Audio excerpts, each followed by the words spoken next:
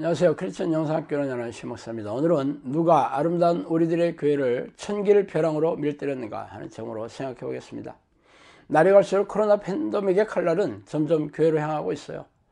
그간 크고 작은 감염자가 끊이지 않던 교회에 곱지 않은 시선을 던지고 있던 차에 정부의 방역 지침을 위반한 전광환 목사의 제1사랑교회, 인터넷 인터콥 BTJ 열방센터, IM 선교에서 운영하는 미인과 교육기관에서 지속적으로 대규모 확진자가 일어나자 국민들의 분노가 극에 달했다 해도 과언이 아닙니다. 시민들은 교회라고만 해도 지긋지긋하다며 나라에서 사라져야 할 민폐 집단이라고 목청을 높이고 있습니다. 그러자 유독 교회만 가지고 그런다는 불평과 불만을 토로하던 교회에서는 꼬리를 내리고 서둘러 사과문을 발표하며 급한 불을 끄려고 안간힘을 쓰고 있습니다. 그렇다면 누가 우리네 아름다운 교회를 민폐의 대상이자 나라에서 사라져야 할 패적으로 몰아쓰셨습니까?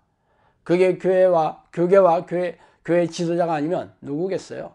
그런데도 자신들이 무엇을 잘못했는지에 대한 깊은 성찰과 회개도 없이 소나기를 피하려고 안간힘만 쓰고 있으니 분노를 넘어 안쓰러울 지경입니다.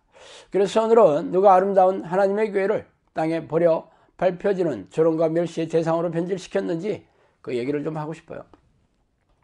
먼저 하나님이 우리네 교회를 외면하신 지 오래되었다는 것입니다. 전염병은 전쟁과 기근과 더불어 하나님이 징벌하시는 대표적인 수단이죠. 그렇다면 하나님이 코로나 바이러스를 허락하시는데 딴죽을 거는 교인들은 없을 거예요. 코로나 바이러스를 콕 집어서 치명상을 입히는 데가 바로 교회라는 것으로 증명하고 있죠. 구약의 북이스라엘이 아수르에 멸망하고 남유다가 바벨론에 멸망한 이유도 왕과 제사장과 백성들이 범죄를 회개하지 않고 우상을 섬긴 죄에서 돌이키지 않았기 때문입니다.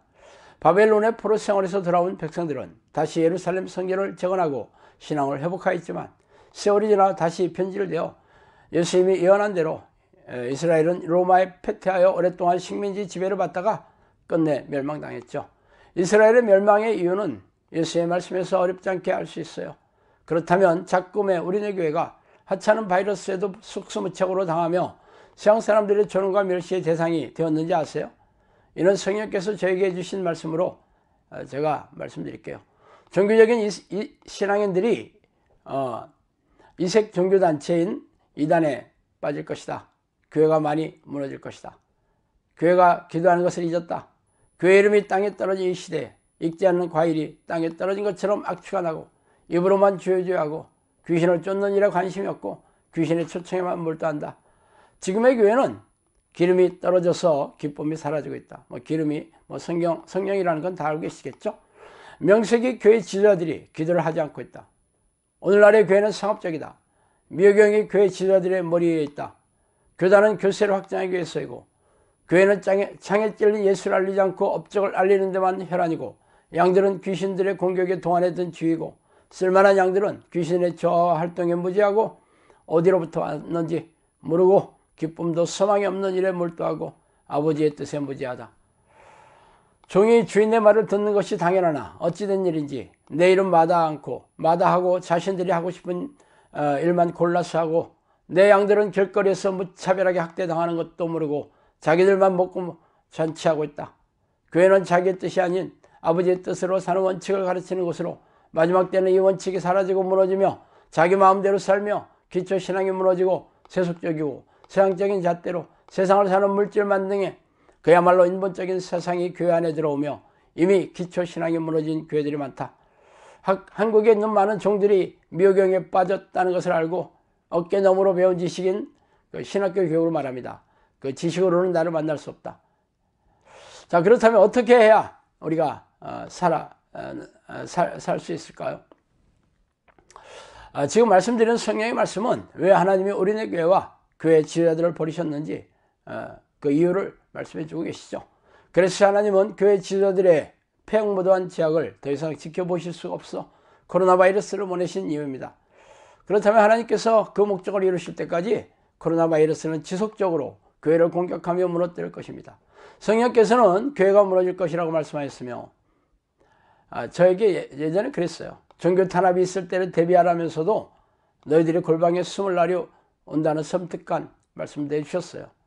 그 말씀을 하신 때가 벌써 7, 8년 전으로 지금과 같은 상황이 닥칠 거라고 하는 걸 상상할 수가 없었어요. 그러나 안타깝게도 성령께서 해주신 예언은 한치 오차도 없이 성취되고 있으니 참으로 두렵고 떨리는 마음으로 지켜볼 뿐입니다. 그렇다면 우리가 어떻게 해야 할까요? 교회 지도자와 교인들이 그동안의 죄악을 썩고대지하며 회개하고 하나님께로 돌아오지 않는다면 당신의 선택은 그리 많아 보이지 않아요. 우리네 교회 지도자와 대다수의 교인들이 예수님의 경고를 멸시하며 없인 여기고 있다면 결론은 불보듯 화나지 않습니까? 성령께서는 대부분의 우리네 교회 지도자의 머리에 미혹영이 타고 앉아 속이고 있으며 대부분의 우리네 교인들이 미혹영의 지배를 받고 있다고 말씀하셨어요.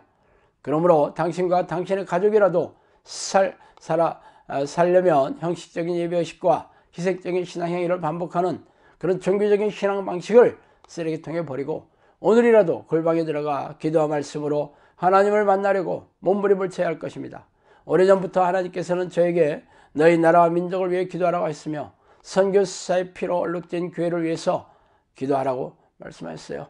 그러므로 당신이 하나님 앞에 눈물의 그런 기도의 성을 쌓는다면 굳어진 하나님의 마음을 돌이켜주셔서 이 나라와 우리네 교회에게 새로운 기회를 주실지 누가 알겠습니까? 그러나 선교사의 피로 세워진 아름다운 우리네 교회가 고난과 핍박의 가시밭길로 들어서게 되었으니 가슴이 먹먹하고 애잔한 슬픔이 가시지 않습니다. 자, 오늘은 여기까지 하겠습니다. 감사합니다.